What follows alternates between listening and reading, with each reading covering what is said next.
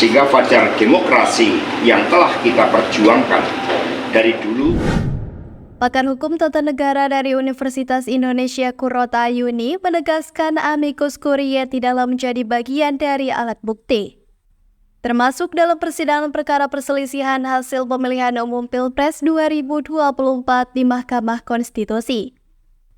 Dalam sebuah pernyataan tertulis di Jakarta pada Rabu 17 April 2024, Kurota Ayuni menjelaskan semua pengadilan dapat mengizinkan kehadiran amicus curiae.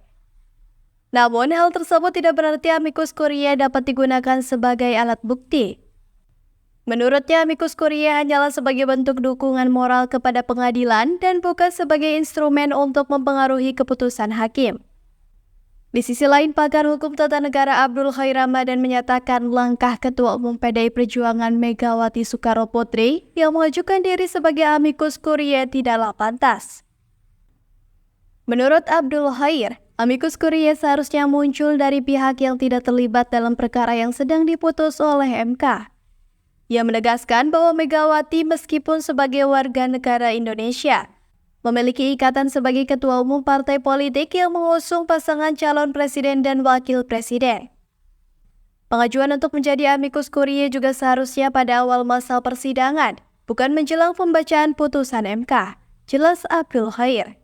Yang disampaikan oleh Ibu Megawati sebagai amicus curiae dan kemudian ditutup dengan tulisan tangan, rakyat Indonesia yang tercinta, marilah kita berdoa semoga ketuk palu Mahkamah Konstitusi bukan merupakan palu godam, melainkan palu. Dengan demikian, Abdul Khair yakin bahwa amicus curiae tidak akan berpengaruh terhadap putusan Mahkamah Konstitusi MK pada 22 April mendatang. Sebab MK memutuskan perkara berdasarkan alat bukti, saksi-saksi, dan fakta di persidangan bukan karena amicus curiae. Sementara itu, Kepala Biro Hukum Administrasi dan Kepaniteraan Mahkamah Konstitusi Fajar Laksono menegaskan bahwa pengaruh amicus curiae terhadap putusan sebuah perkara tergantung kepada otoritas hakim konstitusi. Dipertimbangkan atau tidak amicus curiae itu sepenuhnya tergantung pada otoritas hakim konstitusi, ujar Fajar Laksono. Lebih lanjut, Fajar menyatakan amicus curiae adalah sahabat pengadilan yang tidak menjadi pihak dalam perkara. Sebagai catatan, sebelumnya MK telah menerima tambahan alat bukti dari para pihak yang bersidang terkait PHPU Pilpres 2024. Di samping menerima tambahan alat bukti tersebut, MK juga menerima amicus curiae dari sejumlah pihak termasuk dari Megawati Soekarnoputri.